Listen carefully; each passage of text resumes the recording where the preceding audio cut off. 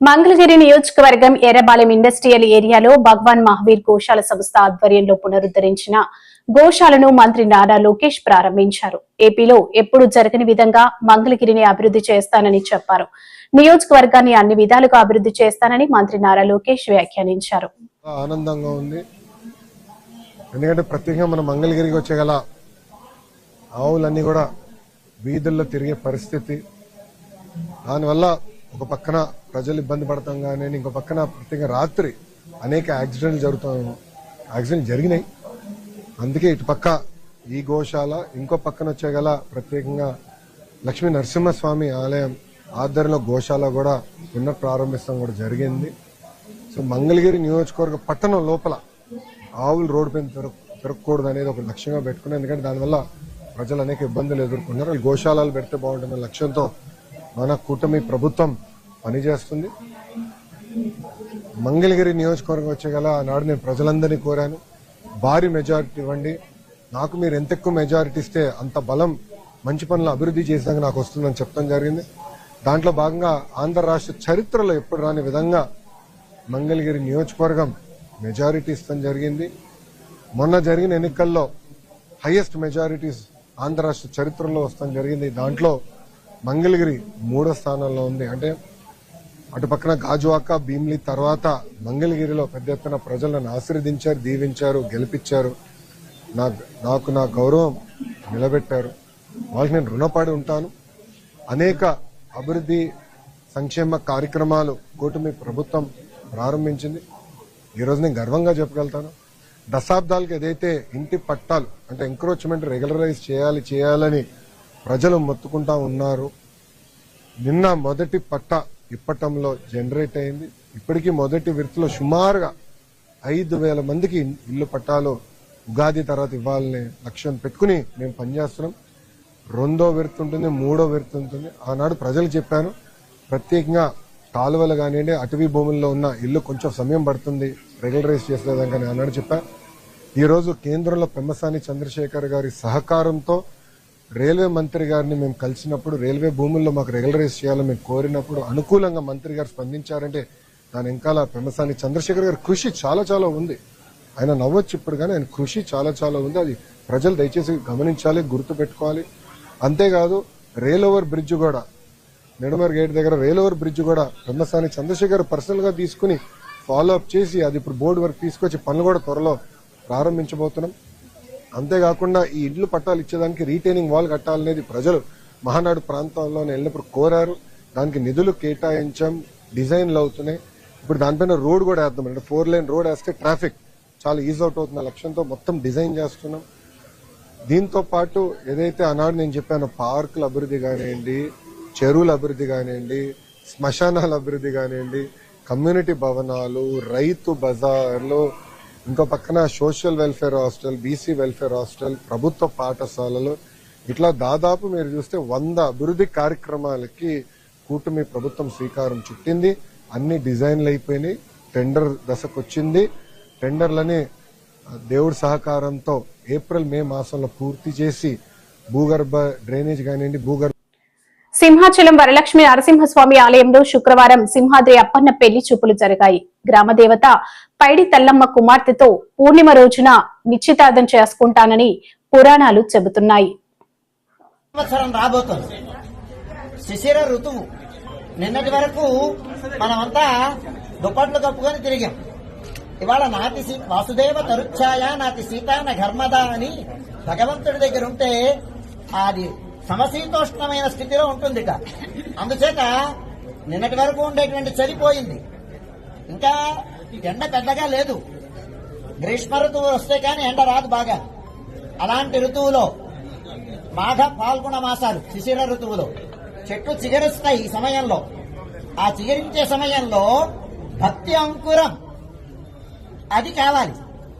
దీనికి ఉపలక్షకం ఏంటంటే ఈ ఉత్సవానికి భక్తి అనేటువంటి అంకురం అంకురించాలి.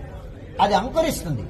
అంకురించిన తర్వాత స్వామి కళ్యాణ మహోత్సవానికి ఆరంభమవుతాయన్నమాట. ఇవాళ నాంది బొట్టెనడుగు పొందమని వ్యవహారం మనకి ఈ ప్రాంతంలో అంతా. ఫాల్గుణ పూర్ణిమ నాడు డోలా పూర్ణిమని, హోళికా పూర్ణిమని, బొట్టెనడుగు పొన్నమని ఈ రకమైన వ్యవహారం ఉంది. అంటే అమ్మవారు ఆయన అక్క చెల్లెలని ఆ పిల్లని అడగడం కోసం స్వామివారి ఇక్కడికి వస్తారని ఆమె అభ్యర్థిస్తుంది, మా పిల్లని చేసుకోయా అని. సహజం కదా ఆడపిల్ల, కానీ ఆయన ఇంకా ఏదో ఆలోచిస్తానని కాసేపు బెట్టు చేయాలి కదా మగపిల్లవాడు అనగానే, అంచేత కాస్త బెట్టు చేస్తాడు. ఆయన మళ్లీ తిరిగి వచ్చిన తర్వాత తన యొక్క అంగీకారాన్ని చెప్తాడనమాట. ఇది వ్యవహారంలో ఉండేటువంటిది. ఈ పూర్ణిమ నాడు అంటే మనకి ఉపలక్షకంగా ఏంటంటే, ఇవాళ స్వామిని కానీ మనం చేస్తే డోలాయమానం గోవిందం మంచస్థం మధుసూదనం రథస్థం వామనం కృష్ణ పునర్జన్మన విద్యతే అని శాస్త్రం చెప్తోంది. డోలికలో ఉన్నటువంటి గోవిందుడిని చూస్తే పునర్జన్మ ఉండతాడండి. అలాగే సింహాసనాధిరూఢుడైనటువంటి మధుసూదన్ని చూస్తే మనకి ఆ పునర్జన్మ ఉండదు. రథారూఢుడైనటువంటి వామనుని దర్శిస్తే పునర్జన్మ ఉండదుట. ఇది చెప్పింది. మనకి వ్యవహారంలో శ్రీశైల శిఖరం దృష్టా పునర్జన్మ విద్యతే అని ఉంది. శ్రీశైలం అంటే శిఖరం, మంగళకరమైనటువంటి శిఖరం. భగవంతుని యొక్క ఉనికి సర్వజన పాడికి మంగళకరమైనటువంటిది అనమాట. అందుకోసమని ఆయన ఉన్నాడు అనేటువంటి భరోసాతో దాన్ని చూస్తే చాలు మనకి పునర్జన్మ ఉండదుట. ఇట్లాంటి సన్నివేశంలో భక్తి అంకురించి, ఈ అంకురించినటువంటి అంకురము ఇంకా ఇంకా ఇంకా ఇంకా పెరగాలి. కళ్యాణం నాటికి చెట్లు చిగరించినటువంటి చెట్లు కాస్త పూస్తాయి, పుష్పిస్తాయి. చైత్రశ్రీమానయం మాస పుణ్య పుష్పిత కానన అంటాడు వాల్మీకి భగవానుడు. శ్రీరామచంద్రమూర్తి వస్తూ ఉంటే ఆయన జన్మ మాసం అది చాలా పుణ్యమైన మాసం చైత్రమాసం. ఆ చైత్రమాసంలో చెట్లన్నీ పుష్పిస్తాయి. వైశాఖ మాసం వచ్చేసరికి పళ్ళు పండుతాయి. చూడండి, మనకి పనస పళ్ళు వస్తాయి, అనాస పళ్ళు వస్తాయి, మామిడి పళ్ళు వస్తాయి కదా, ఫలిస్తాయి. భగవంతుని యొక్క ఇవాళతో ప్రారంభించి అంకరించి నాంది పలికి కళ్యాణ మహోత్సవాన్ని చూస్తాం. కళ్యాణం అయ్యేసరికి ఏం కావాలండి భక్తులందరికీ? స్వామి యొక్క సాక్షాత్కారం కావాలి, నిజరూప దర్శనం కావాలి. వైశాఖ శుద్ధ తృతీయ నాటికి స్వామి సాక్షాత్కారం అవుతున్నటువంటి భక్తి, అంకురించినటువంటి భక్తి పుష్పిస్తుంది, ఫలిస్తుంది.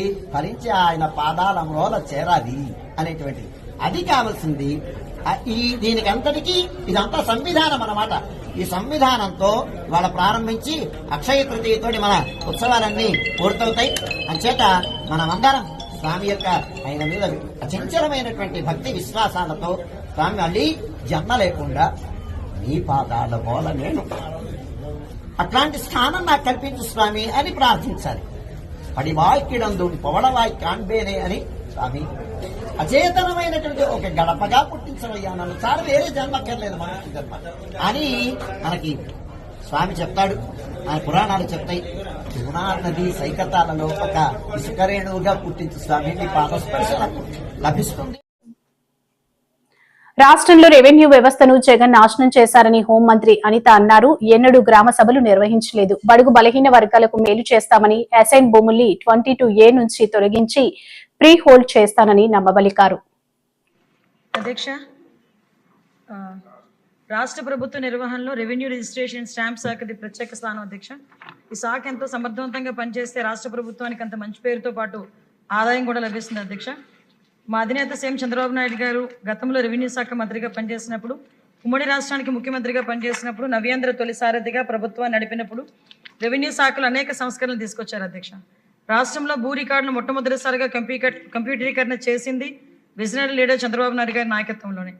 ప్రజల వద్దకు పాలన పేరుతో ప్రజల రెవెన్యూ సమస్యలకు పరిష్కారం వారి గుమ్మం వద్దనే తీర్చిన ఘనత కూడా తెలుగుదేశం ప్రభుత్వం అనేది. అధ్యక్ష, దొంగ రిజిస్ట్రేషన్ అరికట్టేందుకు రిజిస్ట్రేషన్ మరియు రెవెన్యూ శాఖల మధ్య అనుసంధానం ఏర్పాటు చేసింది కూడా చంద్రబాబు నాయుడు గారి గవర్నమెంట్. అధ్యక్ష, ఏళ్ల తరబడి పరిష్కారం లేని చుక్కల భూముల సమస్యకు పరిష్కారంగా చట్టం చేసి ఆ భూ యజమానులకు ఊరట కలిగించింది కూడా టీడీపీ గవర్నమెంట్. అధ్యక్ష, గ్రామ కంటాల్లో నిషేధిత జాబితాను తొలగించి బడుగు బలహీన వర్గాలకు ప్రయోజనాన్ని కల్పించింది కూడా బాబు గారి ప్రభుత్వం. అధ్యక్ష, అయితే 2019లో మాయమాటలు చెప్పి లెక్కకు మించిన అబద్ధాలు వల్లించి జగన్ రెడ్డి 5 ఏళ్ల పాలనలో కూడా రెవెన్యూ వ్యవస్థను అస్తవ్యస్తంగా మార్చిన సంగతి మనందరికీ కూడా తెలుసు. అధ్యక్ష, ప్రజలకు సంబంధించి ప్రజల వద్దకు వెళ్ళి గ్రామ సభలు కానీ రెవెన్యూ సదస్సులు కానీ ఏ రోజు పెట్టిన పాపాన్ని కూడా పోలేదు. అధ్యక్ష, పైగా తమ స్వార్థంతో ప్రభుత్వ భూములతో పాటు ప్రైవేటు భూములను కూడా మింగేయాలని అదే దురుద్దేశంతో దేశంలో ఎక్కడా లేని భూ సమస్యలను కూడా సృష్టించిన సంగతి మనందరికీ కూడా తెలుసు అధ్యక్ష.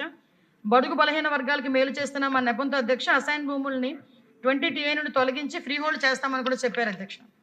అయితే ఫ్రీ హోల్డ్ గతంలో ఇదే GOMS నెంబర్ 575 ద్వారా 1954కి ముందే అసైన్ చేసిన భూములన్నింటినీ కూడా 22A అంటే 20 TA నిషేధ జాబితాన్ని తొలగించి బడుగు బలహీన వర్గాలకు లబ్ధి చేకూర్చి వారి పక్షాన అప్పుడు గవర్నమెంట్ 2014-19లో మా గవర్నమెంట్ నిలబడింది అధ్యక్ష.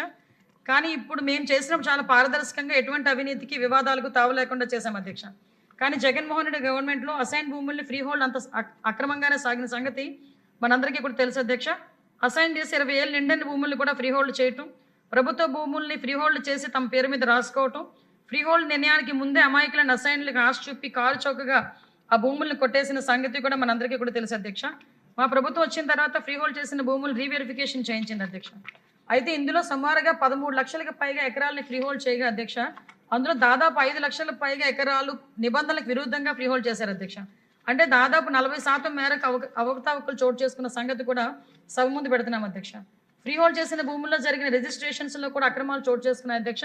25,000 ఎకరాలకు పైగా రిజిస్ట్రేషన్ జరగగా అందులో 8,000 ఎకరాలు చట్టవిరుద్ధంగా రిజిస్ట్రేషన్ జరిగినాయి అధ్యక్ష.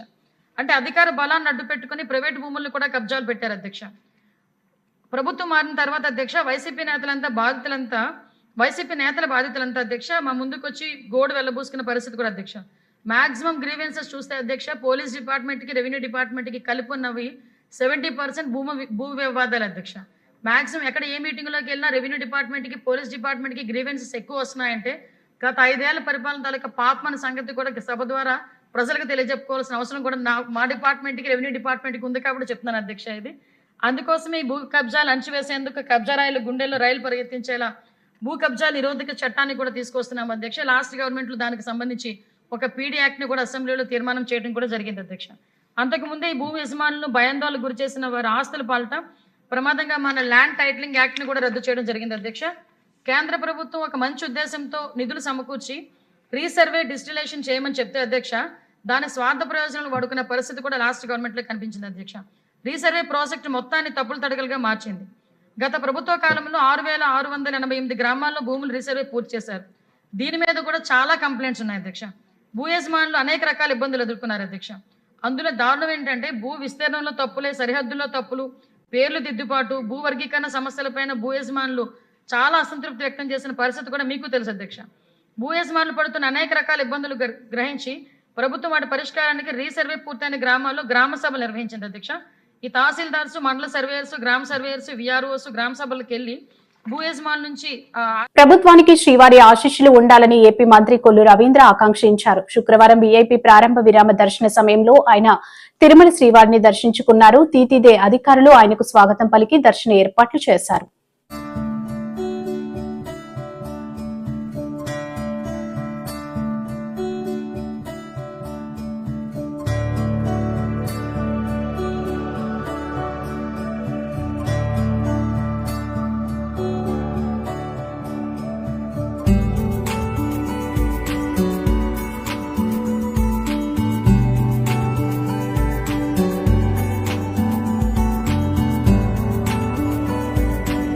నమో వెంకటేశాయ.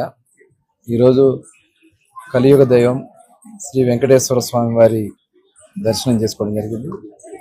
మరి స్వామివారి ఆశీర్వాదాలు అందరికీ ఉండాలని, మరి తిరుమల తిరుపతి పవిత్రతని కాపాడటానికి గౌరవ ముఖ్యమంత్రి వర్యులు నారా చంద్రబాబు నాయుడు గారు మరి చేసినటువంటి కృషి ఇక్కడ అడుగడుగునా కనబడతా ఉంది.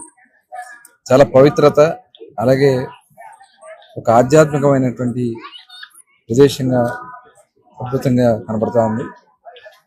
మరి రేపు అమరావతిలో కూడా శ్రీనివాస కళ్యాణం కార్యక్రమాన్ని పెద్ద ఎత్తున నిర్వహిస్తూ ఉన్నారు. నిజంగా స్వామివారి దయతో ప్రజలు కోరుకున్న విధంగా అమరావతి రాజధాని పనులు వేగవంతంగా పూర్తి కావాలని, ఎటువంటి అడ్డంకులు రాకుండా ఉండాలని, అలాగే రాష్ట్రంలో కూడా చేస్తున్నటువంటి అన్ని కార్యక్రమాలకి ప్రభుత్వానికి స్వామివారి ఆశీర్వాదాలు ఉండాలని చెప్పి మనస్ఫూర్తిగా కోరుకుంటూ మరొకసారి స్వామివారికి మరొకసారి నా ప్రణామాలు తెలియజేసుకుని సెలవు తీసుకుంటాను. ఈ నెల 15వ తేదీ సాయంత్రం 6:30 నుంచి 8:30 వరకు నిర్వహించనున్న శ్రీనివాస కళ్యాణానికి అత్యంత వైభవంగా నిర్వహించడానికి అన్ని ఏర్పాట్లు పూర్తి చేసినట్లు TTD chairman Shri BR Naidu చెప్పారు. అమరావతి రాజధాని వెంకటపాలెం గ్రామంలోని శ్రీ వెంకటేశ్వర స్వామివారి ఆలయ ప్రాంగణంలో ఈ నెల 15వ తేదీన సాయంత్రం 6:30 నుండి 8:30 వరకు నిర్వహించనున్న శ్రీనివాస కళ్యాణానికి అత్యంత వైభవంగా నిర్వహించడానికి అన్ని ఏర్పాట్లు పూర్తి చేసినట్లు TTD chairman Shri BR Naidu చెప్పారు. వెంకటపాలెంలోని శ్రీవారి ఆలయ ప్రాంగణంలో TTD chairman EO Shri J శ్యామలరావుతో కలిసి మీడియా సమావేశం నిర్వహించారు.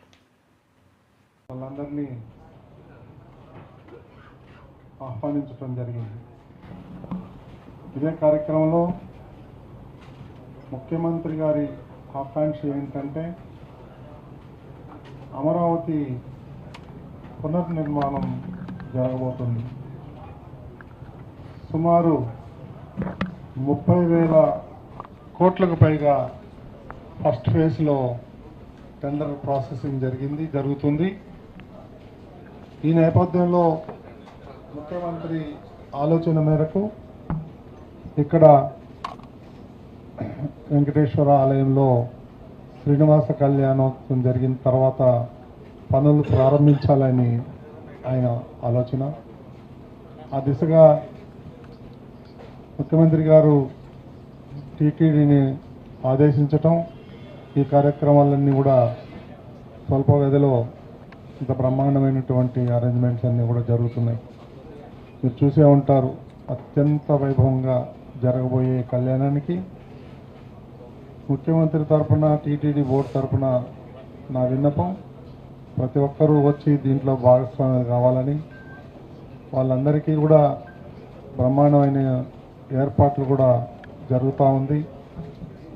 సో ఈ సందర్భంగా నేను మరోసారి ప్రతి ఒక్కరికి పేరు పేరున ఆహ్వానం పలుకుతూ, ఇక్కడ ఏర్పాట్లు ఎలా ఉన్నాయి, ఎలా జరుగుతున్నాయి, ప్రతి ఈచ్ అండ్ ఎవ్రీ డిపార్ట్మెంట్ గురించి మన ఈఓ గారు ఎక్స్ప్లెయిన్ చేస్తారు. తర్వాత మన బోర్డు మెంబర్లు కూడా ఏదైనా ఉంటే మీతో ఇంటరాక్ట్ అవుతారు. మీరు అడిగే క్వశ్చన్స్ మీరు ఈఓ గారిని మాట్లాడాల్సిందిగా కోరుతున్నాం.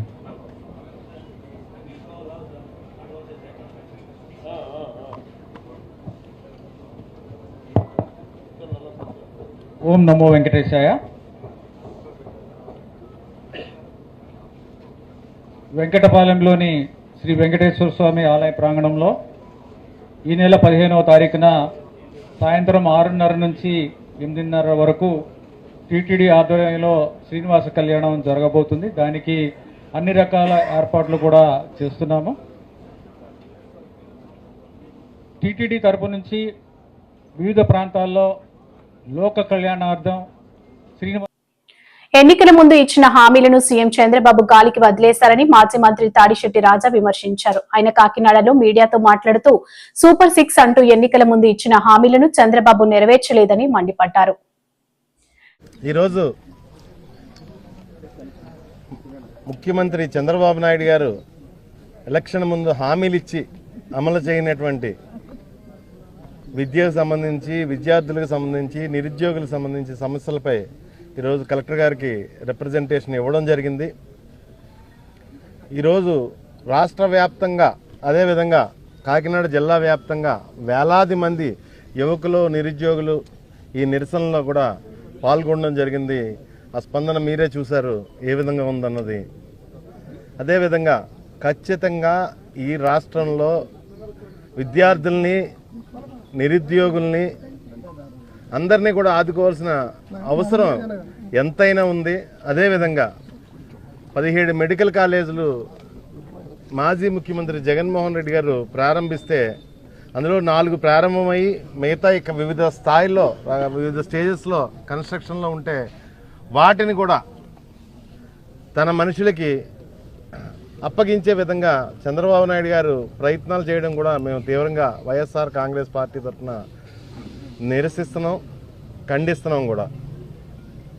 అంటే ఎకరం ₹1 చొప్పున, సంవత్సరానికి ₹1 చొప్పున 33 సంవత్సరాలకి కట్టి పెట్టేసే విధంగా వారి ఆలోచనలు ఉన్నాయి అని చెప్పేసి వైఎస్ఆర్ కాంగ్రెస్ పార్టీ తరఫున నేను వ్యక్తిగతంగా భావిస్తూ ఖచ్చితంగా అలాంటి విధానాలకి, ఎందుకంటే 17 మెడికల్ కాలేజీలు అంటే కాలేజ్ 50-60 ఎకరాల భూమి చూసుకున్న ఏ టౌన్లో ఉన్నా సరే, జగన్ గారు అలాట్ చేసిన ల్యాండ్స్ ఏ టౌన్లో ఉన్నా సరే, కాలేజ్ అడ్మినిస్ట్రేషన్ కానీ కాలేజ్ ఇన్ఫ్రాస్ట్రక్చర్ కానీ ఇవన్నీ లెక్కేసుకుంటే ఒక్కొక్క కాలేజ్ 1000 కోట్ల రూపాయలు విలువ చేస్తుంది.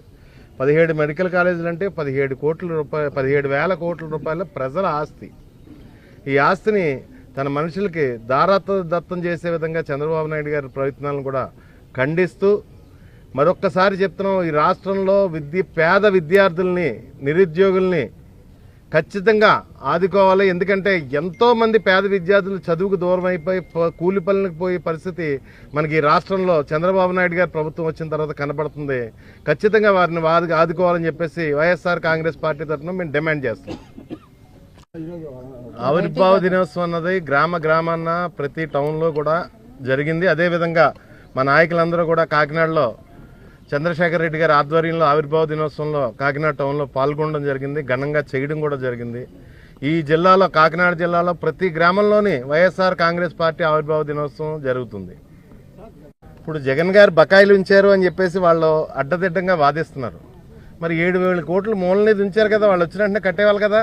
ఎందుకంటే ఎలక్షన్ కోడ్ రావడం వల్ల, రకరకాల పరిస్థితుల వల్ల జగన్ గారు కొంతవరకు చేయలేకపోవచ్చు. ఎలక్షన్ అయిపోయిన తర్వాత 7,000 కోట్ల నిధులు వాళ్ళకి అప్పచెప్పి వచ్చారు జగన్ గారు. ఆ డబ్బుల్లో కట్టేయచ్చు కదా. అవి ఏమీ చేయలేదు. రాష్ట్ర వ్యాప్తంగా పథకాలు ఏమీ అమలు చేయలేదు. కానీ 1,40,000 కోట్ల రూపాయలు. టెక్కలి మండలం బన్నువాడ పంచాయతీకి చెందిన ఒక దివ్యాంగురాలు ఆసుపత్రికి వెళ్లేందుకు రోడ్డుపై వేచి ఉండగా గుర్తు తెలియని వ్యక్తి వచ్చి లిఫ్ట్ ఇచ్చారు. ఈ క్రమంలో తను టెక్లీలు డ్రాప్ చేస్తానని చెప్పి గూడెం వైపు రహస్య ప్రాంతానికి తీసుకెళ్లేందుకు ప్రయత్నించగా దివ్యాంగురాలు బైక్ పై నుంచి దూకేయడంతో తీవ్రంగా గాయపడ్డానని ఆమె అన్నారు.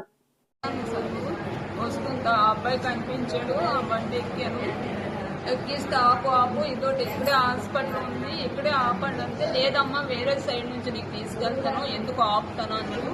స్పీడ్ పట్టుకెళ్ళిపోండి, ఆపు నేను ఇక్కడ హాస్పిటల్ ఉంది వెళ్తాను అంటే లేదమ్మా నీకు ఎలా తీసుకెళ్తాను, నీకు డబ్బులు ఇస్తాను అన్నాడు. నాకు డబ్బులు వద్దు, నేను వికలాంగులతో వెళ్తాను, ఆ సార్లు వెళ్ళిపోతారు, ఆపు అంటే ఆపలేదు. నేనేమి దూకేసాను సార్.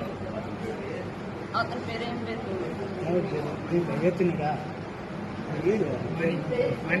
Money at sir. అట్లా జాయిన్ చేసిన తర్వాత నాకు ఏం వచ్చింది సార్, నాకు అక్కడికి ఏం లేదు, ఎలాగొచ్చాను ఏంటి తెలియదు సార్. ఇక్కడ హాస్పిటల్కి వస్తే నాకు ఏమొచ్చింది, అక్కడ పడిపోయిందన్నట. మరి ఎవరు తెచ్చి అందులో మీద వేసారు, అంబులెన్స్ మీద అట్లా వేసారు. నేను ఇక్కడికి వచ్చిన తర్వాత ఏమొచ్చింది సార్. నాకేం డబ్బులు వద్దు, నేను హాస్పిటల్కి వెళ్ళాలి, వికలాంగులు సార్ వచ్చేసారు, నాకు వికలాంగ సర్టిఫికేట్ కావాలా, నాకే డబ్బులకి ఏం కావాలి, దాన్ని కాదు, నేను అడగదాన్ని కాదు అని చెప్పాను. నేను అడగదాన్ని కాదు, అలా దర్శనాలు లేవు, నాకు ఆపుతావా లేవంతా ఆపలేదు సార్. స్పీడ్ పట్టుకెళ్ళిపోండి ఆ అబ్బాయి.